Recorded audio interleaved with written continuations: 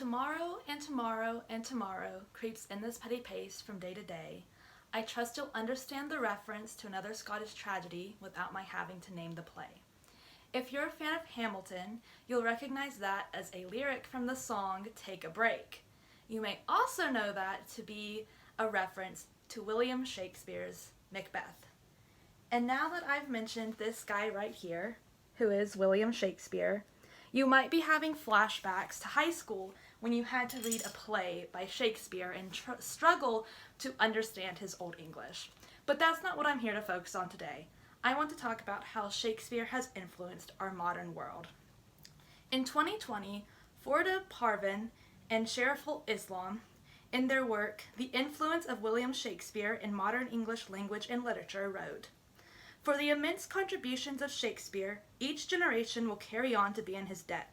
Shakespeare's schemes endure to stimulate constant versions and spin-offs. His remarkable phrase-making persists on the mouths of lots who do not recognize they are citing Shakespeare." And that really talks about what I'm going to mention today.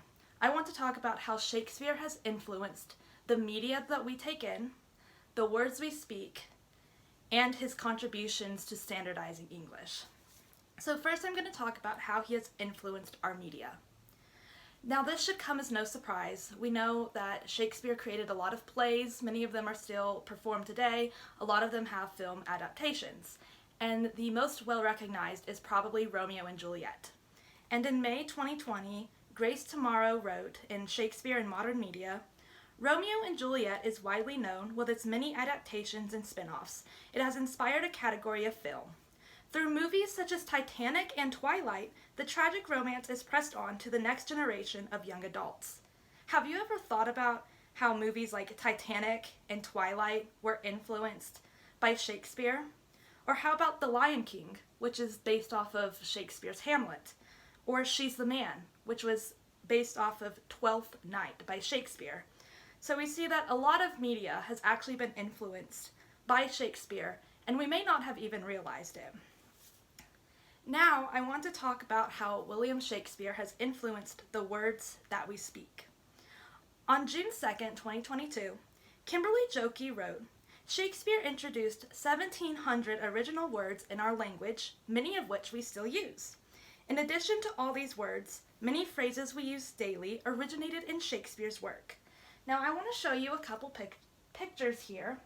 This first one is showing some of the words that Shakespeare has created. Now, I know there's a lot there, but some of the ones I just wanted to mention were that he created assassination, rant, and gossip.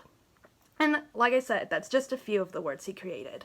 But I also want to show you this next picture, which shows you a lot of the phrases that Shakespeare created that we also use. Now I'm going to mention some of these, which I got off of shakespeare.org.uk, and there were a lot of them, but the ones I've chosen to tell you, we have the phrase, "own flesh and blood," which is from Hamilton, Act 1, Scene 5, line 22. The phrase, "what's done is done," Macbeth, Act 3, Scene 2, line 13, as well as the phrase, break the ice, from Taming of the Shrew, Act 1, Scene 2, line 263.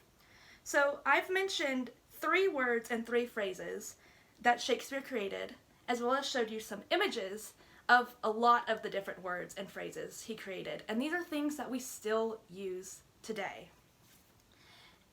And then thirdly, I want to mention how Shakespeare helped in the standardization of English. Now on July 19th, 2021, LiteratureWise published, "Prior to and during Shakespeare's time, the grammar and rules of English were not standardized. But once Shakespeare's plays became popular in the late 17th and 18th century, they helped contribute to the standardization of the English language." So before Shakespeare, English did not have a set of grammar rules or spellings. People could do it however they wanted. And so this is kind of like talking to a child or reading their works. When they're young and they're still learning how everything works, they're typically told to sound things out.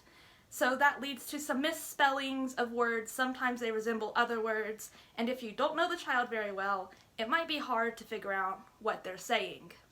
But as these children get older and they start to learn, then communication becomes easier as they learn the rules of grammar and spelling. And for that, we can thank Shakespeare, because it's because of him that we have rules of grammar and spelling that we still follow today. So in conclusion, I have talked about how Shakespeare has influenced our world through the media that we take in, the words that we speak, and how he helped to standardize the English language. Do you remember at the beginning of this speech when I quoted Hamilton? The song Take a Break goes on to say, "They think me Macbeth, ambition is my folly, Madison is Banquo, Jefferson's Macduff, and Birnam Wood is Congress on his way to Dunsinane." Lin-Manuel Miranda does not shy away from the fact that he is comparing Hamilton's situation to that of Macbeth. But as we have seen, Shakespeare has influenced a lot of the world around us, and a lot of times we don't even know that it was influenced by Shakespeare. So now that you know this, I want you to see what else has been influenced by Shakespeare that you may not have noticed before.